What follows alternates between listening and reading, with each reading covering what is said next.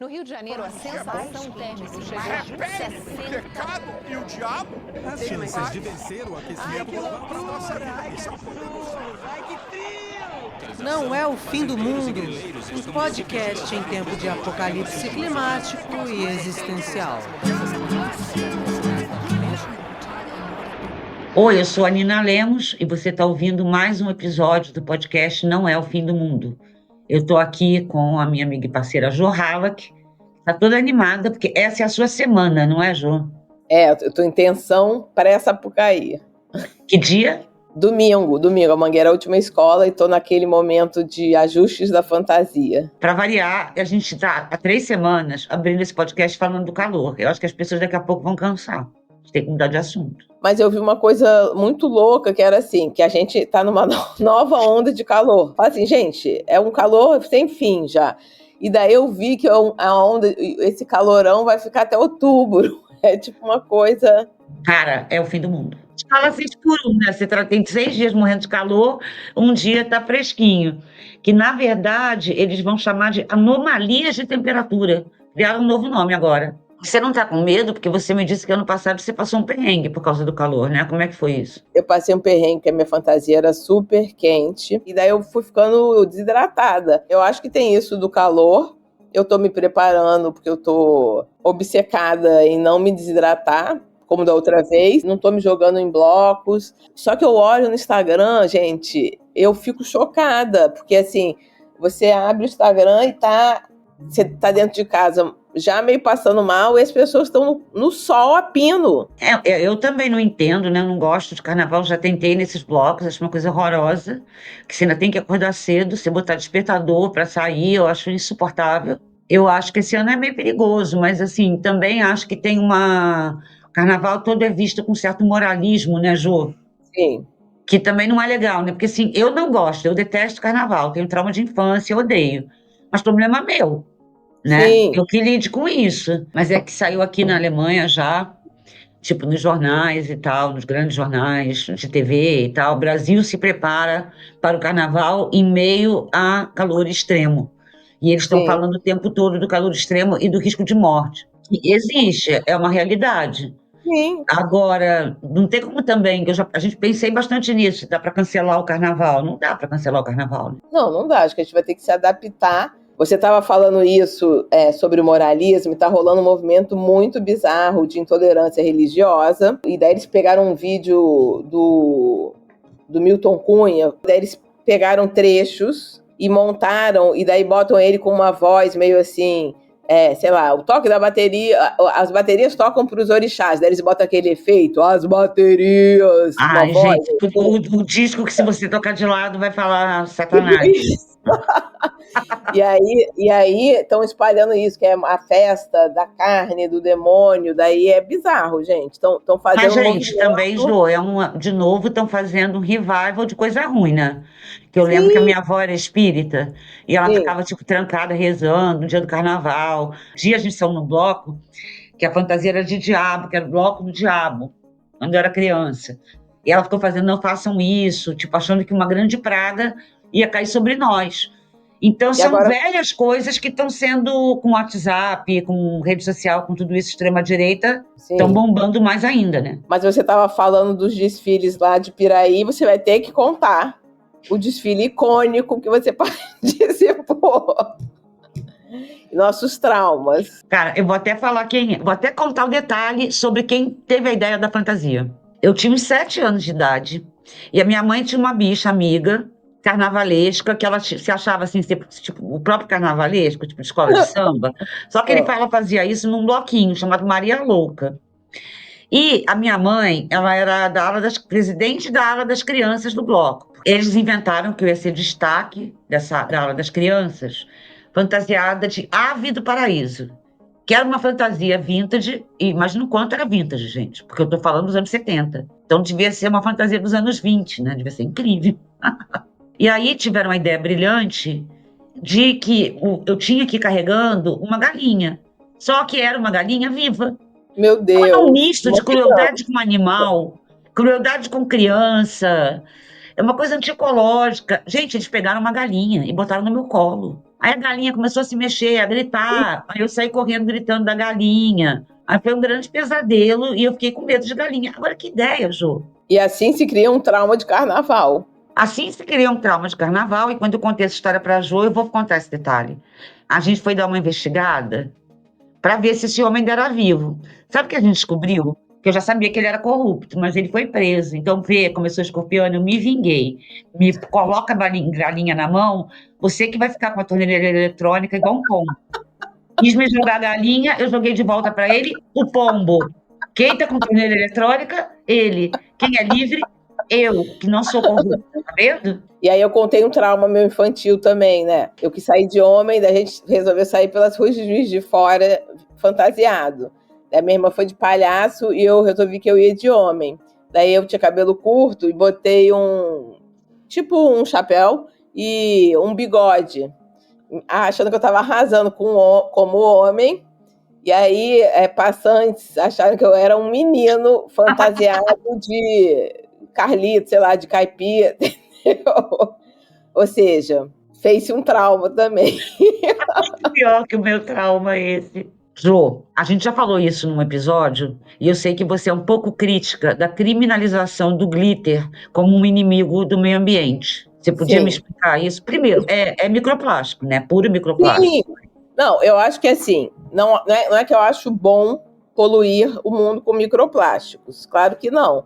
Inclusive, eu acho que como outro dia a gente falou a coisa do canudo, e depois o Trump pegou o canudo como um ícone anti-aquecimento global, eu fiquei tão culpada que hoje em dia eu cato canudos na praia. Eu saio catando canudos de pessoas. A gente concordou com o Trump. Porque a gente concordou com o Trump. O que eu acho que é um desvio, na verdade, é que as pessoas, elas, hoje em dia, com toda essa coisa da sustentabilidade, elas elegem um inimigo. Sim. E focam tudo nisso. Então é o glitter, daí vira um grande bafafá do glitter. O glitter é o canudo do carnaval, né? É o canudo do carnaval. Daí se arrumam soluções para isso, que já viram produto, e nem sou contra, eu acho interessante, mas eu acho que... Então tá aquela pessoa que tá com o glitter biodegradável dela com uma roupa toda de poliéster e naturalmente, entendeu? Eu acho que é um espantalho. E a gente sabe que a cada lavagem de qualquer roupa que não seja de fibras naturais, a quantidade de microplásticos que são despejados pela água é gigante. Então, as pessoas elegem uma coisa e falam assim, é o glitter, corram do glitter. E aí você compra seu glitter biodegradável e não se fala mais no assunto. Eu li um dado que todos os anos, olha isso, milhares de veículos liberam cerca de 6 milhões de toneladas de fragmentos do pneu. O quê? E que isso representa 30% dos microplásticos. E uma pergunta, é o mesmo microplástico? Não, microplástico eu acho que assim, acho que são vários tipos de microplástico, mas o que acontece? Qualquer coisa que é feita de plástico, e tem milhões de tipos de polímeros, né? Milhões de nomes, até quando a gente vai ver sobre reciclagem, né? Tem os tipos lá de plástico. Qualquer tipo de plástico, quando ele é transformado em micropartículas, ele vira um plástico poluente, né? Então, acho que tem microplásticos de todos os tipos, porque são vários tipos de plástico, e todos são uma merda poluentes. Só que aí a pessoa fala assim, é o glitter, então aí o carro rodando, entendeu? E todo mundo achando tudo normal. Então eu acho que a minha questão é mesmo com canudo, não é que eu ache bom poluir o mundo com canudo de plástico, jamais, mas eu acho que se cria um vilão, uma solução, e o capitalismo está aí jogando bomba. E é uma solução para você achar que você está fazendo alguma coisa e você continua vivendo a sua vida e pegando seu aviãozinho, né? Sim, e usando roupa de poliéster. Que é muito louco, né? Por exemplo, teve um dos eventos que eu mais odeio no mundo, que eu nunca fui, não quero ser convidada, tá, gente? É que eu acho muito ridículo, que é o baile da Vogue. Tipo uma grande cafonice, né? Que reúne pessoas VIPs e ricas fazendo selfie, é ridículo. Enfim, e no baile da Vogue, eu acho que as pessoas devem usar glitter, ou não? Você acha que elas usam glitter biodegradável para fingir que elas são... Claro que não. Você acha que não? Mas eu acho que não é nem a coisa do glitter, lembra? É coisa de pessoas chegando nos seus jatinhos. Não, é isso que eu ia falar. Né? Que eu acho que deve ter. Você falou isso. Eu acho que deve ter uma facção das pessoas que vão no baile da Vogue, por exemplo, que é esse baile aí de ricos e famosos, que acontece todo ano no Rio de Janeiro, no pré-carnaval, que eu acho que deve ter uma parte que fala, minha fantasia é bio, sabe?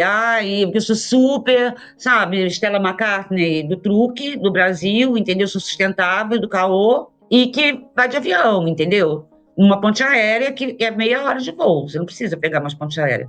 Ponte aérea, inclusive, eu acho que é uma coisa que as pessoas deviam repensar. A gente já repensou porque a gente não tem mais dinheiro para pegar, então é fácil.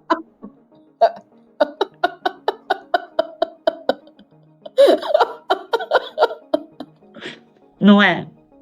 E, gente, agora eu vou fazer uma loucura aqui, pronto. Me veio uma memória do passado. Quando a gente estava na faculdade, eu e a Ju, a gente tinha 18, 19 anos, a gente tinha uma coisa que era matar aula para ir tomar café no aeroporto Santos Dumont. Lembra? Que era maravilhoso. Aí a gente falava assim, nosso sonho é viver na ponte aérea. Aí hoje a gente vê quem vive na ponte aérea são as piores pessoas do mundo. A gente queria ser uma daquelas pessoas. Nossa, Deus que me livre, Deus que me livre. Nossa. Que loucura. Que sonho que deu errado esse, né? Que a gente sonhou errado, ainda bem que não deu certo. Ainda bem que não deu certo. Não, e se a gente somar a pegada de carbono da galera do baile da Vogue... Então, é imensa. Milhões de daí, entendeu? Daí vai falar assim, não, a culpa é da pessoa que tá no bloquinho lá em Olaria. Não pode. E, Jô, desculpa, mas eu tenho que falar do baile da Vogue, porque, gente, eu queria sempre falar mal do baile da Vogue e nunca tive oportunidade.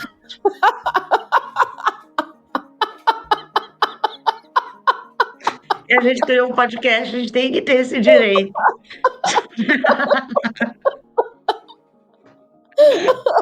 Sabe uma coisa que eu achei maravilhosa no Baile da Vogue? Eu tenho que achar. Eu pesquisei, gente. Eu tô com tanta vontade de falar do Baile da Vogue que eu pesquisei. Eu fui lá pesquisar. Baile da Vogue Notícias. Que eu achei maravilhoso, mas é maravilhoso. Que o tema do Baile da Vogue desse ano foi Voguelândia, o fantástico mundo da moda. Ou seja... Eles. Nosso tema somos nós mesmos. Exato, mas eu acho assim que também eles devem ter feito isso por uma medida de segurança, porque quando eles tentam fazer outro tema, dá ruim, né? Aparece blackface, aparece pessoa vestida de sinhá. Outro trauma de carnaval que eu tenho, que eu acho que é por isso que eu devo ser obcecada pelo baile da Vogue, é que uma época eu já fui mais de uma vez no baile do Copa, que é o Copacabana Palace, que é uma espécie de baile da Vogue. Praticamente. E por que eu fiz isso? Não sei. Era uma outra pessoa. Eu tinha uns amigos que arrumavam um convite, aí ficavam, temos convite do baile do Copa, temos. E eu sempre ficava super nervosa com que roupa que eu vou vestir. Aí eu lembro que teve um ano que eu fui vestida com o vestido do Carlos Tufferson, que o Rogério S., nosso amigo querido, beijo, Roger, Stylish, ele estava vestindo a Camila Pitanga, que também é uma querida. Beijos, Camila. E eu fui com um vestido que era para Camila Pitanga. Só que a Camila Pitanga, gente, além de linda, maravilhosa e todas as qualidades que eu não tenho, ela é muito maior do que eu. Então, mas ele conseguiu dar um jeito, ficou até ok. Só que ele teve uma ideia de stylish, tipo sacada, disruptiva, de me botar uma bota de cowboy. Eu achei incrível. Só que para entrar no baile do Copa, tem um tapete vermelho e os populares, você vendo o Papa. Sim. O pessoal, seus amigos. Quando eu fui entrar, gente, eu fui muito vaiada pelos populares. Ai, não, menina. Ficavam assim, olha a bota dela! Olha aquela! Esqueceu o sapato em casa! Olha que ridícula!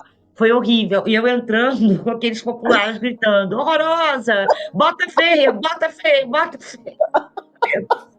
Como que querem que eu goste de carnaval? E esse ano aconteceu mais uma coisa bizarra. Na mesma vez, pra você ver que esse baile é maldito. Eu tenho certeza que o baile da Vogue é igual. Tem uma regra, você tem que ir ou de fantasia luxo, entenda se quiser, ou de galo. E aí, sabe quem tava com a gente? O Tuninho. E você, Antônio Frajado. Tuninho tá muito no auge do auge. Porque gente, o Toninho é simplesmente Antônio Frajado, o stylist da Fernanda Torres, tá? Ele tá lá em Hollywood com ela, escolhendo a roupa que ela vai usar no Oscar. Simplesmente é esse o grau. né? Maior orgulho, né? Da gente conhecer ele, que é um cara super legal e bacana, tá arrasando no mundo. Enfim, Arrasando. sabe o que aconteceu com o Toninho? Que? Ele foi barrado. Por quê? Veio uma bicha toda de smoking branco, maquiada, botocada, olhou pra ele e falou: "Você não pode entrar. A Por sua quê? fantasia não é luxo. E era o quê? A Isso que fantasia você dele? está usando não é um smoking." Eu não lembro, era tipo um terno. Eu sei que ele saiu muito humilhado, quase chorando. Aí a gente teve que ficar consolando ele. Então vejam, olha como essa gente é cafona. Olha como a vida dá Baile de volta. O mundo dá Copa, olha como a vida dá volta. Vocês barraram Antônio Frajado. Vocês agora estão ofuscados pelo baile da Vogue, aí, nessa decadência, enquanto Antônio Frajado está bombando em Hollywood, simplesmente. E E eu vi, estou aqui fazendo esse podcast.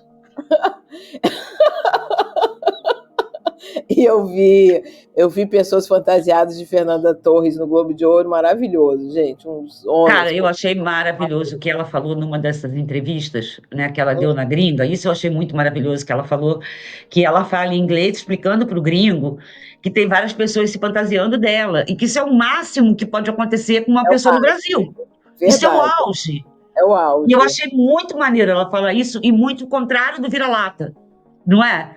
Que em vez de ficar deslumbrada, ai, um gringo, ela fala: "Não, caguei pro Oscar, eu quero virar fantasia de carnaval." Sim, Né? Isso é o auge, é maravilhoso. mais que É o o Oscar. auge. Agora, Jô, voltando um pouco para a escola de samba, além do glitter, você Sim. que está lá no barracão, você que sabe, é muito plástico. É, tudo sintético. O carnaval é sintético, né? Assim, se você olhar as fantasias, realmente eu acho que é uma questão que tem que ser debatida sobre como fazer carnavais sustentáveis, entendendo a importância econômica do carnaval no Brasil todo, né? Se você pensar no Rio de Janeiro, Carnaval de Minas, Bahia, Recife, até São Paulo hoje em dia que tem um carnaval enorme, e tentando arrumar soluções. Mas daí eu fui fazer... Eu acho que tem várias coisas que as pessoas também não sabem. Porque, por exemplo, quando você desfila numa escola de samba, como componente da aula da comunidade, a fantasia não é para você, entendeu? Você desfila e depois você tem que devolver a fantasia. Uma coisa importantíssima do calendário carnavalesco. A pessoa que é da aula comercial, ela compra a fantasia dela e é dela, né? Mas a maior parte das fantasias, elas voltam para a escola e daí elas são revendidas, são recicladas, eles usam, entendeu? Tem já uma cadeia, eles vendem ou material, ou todas as fantasias para os grupos menores, para outros lugares, então já tem uma reciclagem.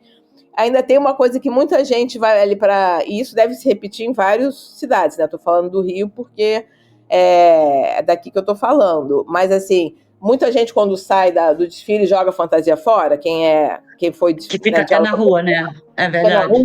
Hoje em dia já tem toda uma coisa que as pessoas vão lá, muita gente pega essas fantasias, tem um galpão que tem um projeto que chama, acho que Sustenta Carnaval, onde eles vendem por quilo também essas roupas. Olha que legal. Então, assim, já tem toda uma cadeia de reciclagem. Em 2024, em Salvador, milhões de toneladas de reciclagem. Eles conseguiram organizar de um jeito que a cadeia de reciclagem funcionou, os catadores eram todos cadastrados e foram reciclados toneladas de latinhas. Então, é óbvio que eu acho que isso tem que ser pensado, né? A gente tem que pensar que realmente... tudo que a gente está colocando no mundo, vendendo, seja fantasia, seja bebida, eu acho que tem que ter um pensamento que a gente está em outra época do mundo e que a gente tem que viabilizar em soluções. E uma coisa que eu acho também fundamental do carnaval, que quando a gente fala de ecologia, né, a gente se coloca fora disso, né? Como se a ecologia também não fosse cuidar das pessoas, né? Claro. Eu acho que até uma vez eu vi a Greta falando uma coisa super legal quando ela começou a ser vítima de ataques, porque ela estava indo além do que falaram que ela poderia falar, que era do verde, né? Então estava se pronunciando sobre outras questões. Ela falando isso, que ela era... a coisa da ecologia dela era contra o sofrimento, inclusive sofrimento humano. E eu acho que uma coisa importante, que eu acho que é uma questão importantérrima do carnaval, é a gente pensar sobre as condições de trabalho dos trabalhadores do carnaval. Né, a gente está vendo. É muito louco, né? Você pensar no glitter e não pensar no trabalhador, né? Exatamente, né? E a gente está muito louco. A gente está vindo aí de um pré-carnaval onde uma pessoa morreu num incêndio, né? Contextualiza em condições super precárias de trabalho. Em condições super precárias, algumas vezes. Um incêndio que aconteceu no barracão numa fábrica de fantasias. Sim. Que de uma escola de samba. Que fazia muitas fantasias para várias escolas do grupo de acesso. Nossa, Jô, eu nem sabia que uma pessoa morreu. Que Morreu. loucura. Como isso é banalizado, né, gente? Banalizado. Você vê, um trabalhador morreu, né, num incêndio, costureiro, numa fábrica, e eu nem sabia. E são pessoas trabalhando em condições de trabalho que não cabem. Às vezes, eu li na época, quando teve o incêndio, que eu acho que tinha pessoas que estavam dormindo lá, porque, entendeu? Então, eu acho que essa questão dos trabalhadores do carnaval sempre volta e ninguém arruma uma solução, porque é uma cadeia gigante de trabalhadores que sustentam uma coisa importantíssima, né, para a nossa cultura, e que são tratadas de um jeito absurdo, assim, e não tem... Eu acho que não tem também políticas públicas que olhem diretamente para isso, né? Para os trabalhadores do carnaval, ou se não também, por exemplo, circulou um vídeo, você viu um vídeo de uma mulher xoxando a galera, os ambulantes, o bloco dos ambulantes? Não. Uma patricinha Ai, gente, que coisa horrorosa. Xoxando o ambulante, porque eles atrapalhavam, ou seja... gente, não. Você devia ser Ou seja, o problema não é o glitter, né? Assim, não. É verdade. Se você coloca... É muito louco, porque não é o glitter mesmo. Quando você estava contando essa coisa, falando dessa coisa da fábrica, foi vindo na minha cabeça a imagem dos grandes incêndios que acontecem na Índia, na China, nessas fábricas de fast fashion. Que são casos horríveis, onde já morreram muitas mulheres, né? Porque, em geral, são mulheres que trabalham como costureiras, né? Crianças trabalham. E cadê a fiscalização também do governo? Sim. Não pode ser faça o que você bem quer, né? O governo tem que fiscalizar as condições de trabalho. Eu não sei que competência, se é estadual, federal, mas isso tem que ser fiscalizado, não é assim. E que o Brasil não vire isso, né, Jô? Porque isso... Agora já vou viajar mais ainda, mas eu sei que você vai me entender. É muito o que o Brasil do golpe queria, né, não era? Que esse Brasil precarizado, com mão de obra barata, com as pessoas morrendo, fazendo uma fantasia de escola de samba, que é para um gringo ver, né? Porque aí queriam botar os ingressos super caros, né? Você faz só para gringo. Tira todas as pessoas dali. É muito perigoso isso. Agora, só fazendo um cavalo de pau que maluco, que a gente estava falando, essas coisas da sustentabilidade, e voltando ao BO do glitter, uma coisa que a gente já falou aqui no podcast, por exemplo, a rotina de skincare. Eu já te falei, na hora que a gente abrir a necessaire da rotina de skincare, a gente vai fazer um episódio que vai mostrar que todos vocês ninguém é sustentável, não, gente. E a quantidade de botox, de plástico, de ácidos. Não, e por exemplo, a mica, muitos produtos que é mica? Mica, né? São pigmentos, acho que luminosos, que usa muito em maquiagem mineral. Lembra que uma época, hoje em dia acho que é mais Nossa, foi super moda maquiagem mineral. E ainda é feito de mica. E mica é matéria-prima que é tirado... Ela não é sintética, né? Então não teria microplástico, mas é uma coisa que vem da mineração. Daí eu fui dar uma pesquisadinha, porque eu já sabia que tinha problema nisso, que o uso gigante de mão de obra infantil em condições precárias na extração do minério para fazer a maquiagem. Daí eu li um dado que era na Índia, cerca de 3/4 da mineração de mica ocorre na fronteira aqui de 2 estados, com extração de minério, onde 90% da produção é extraída de minas ilegais, representando 25% da produção mundial.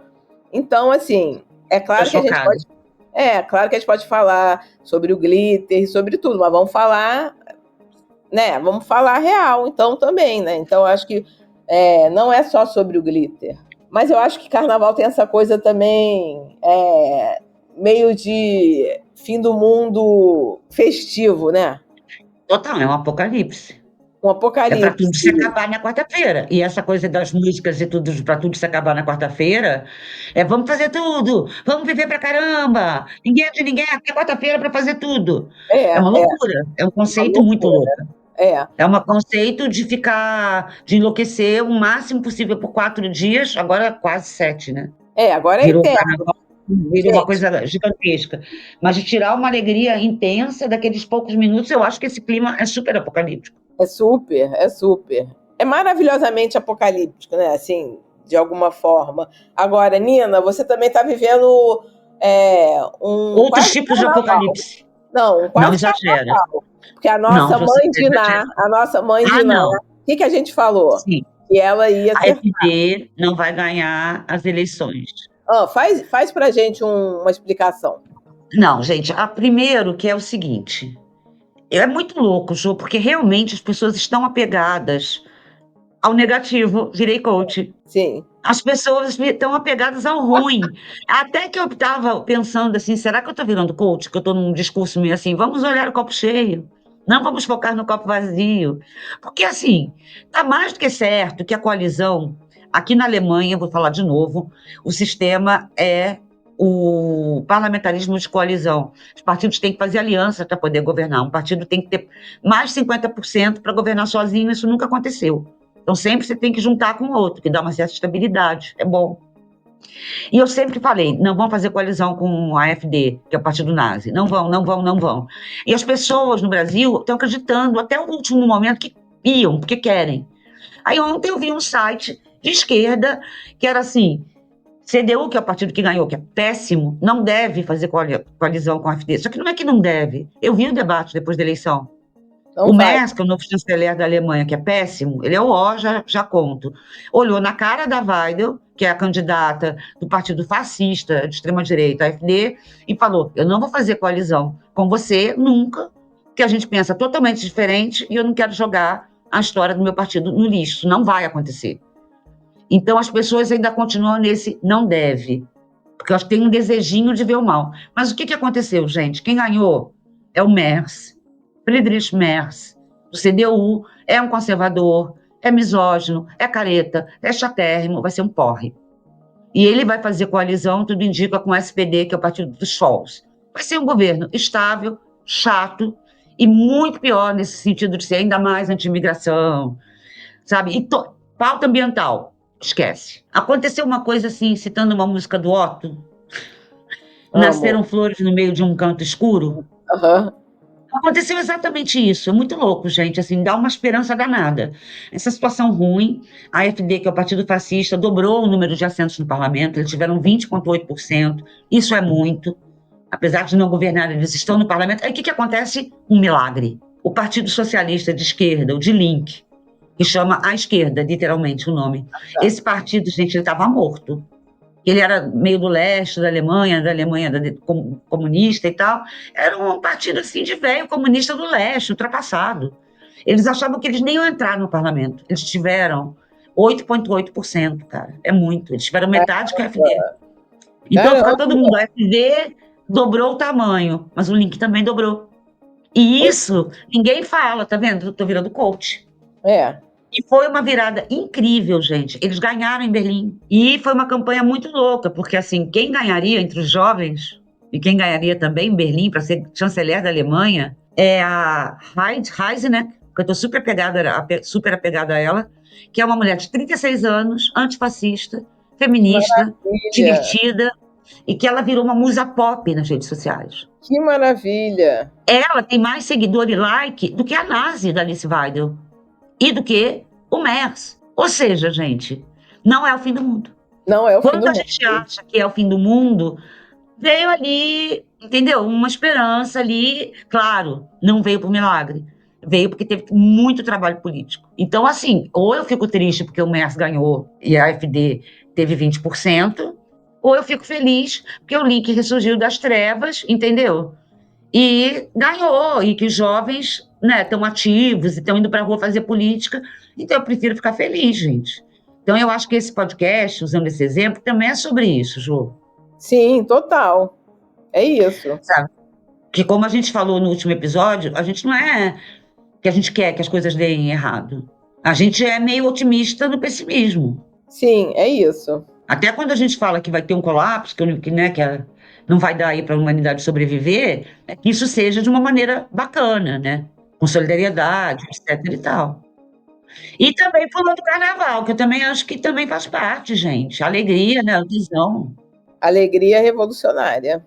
Lógico, pulem carnaval. Eu não gosto, mas vocês que gostam e que não vão no baile do Copa, Se joguem, bebam água. Anunciaram e garantiram que o mundo ia se acabar. não acabou, não Mas acabou. não acabou ainda. Não acabou. Então se joguem e até o próximo. Não é Bom o fim. carnaval. Beijo. No Rio de Janeiro, a sensação térmica chegou a Repete, o 60. pecado e o diabo? As chances de vencer o aquecimento global para a nossa vida são Não é o fim do mundo. Um podcast em tempo de apocalipse climático e existencial.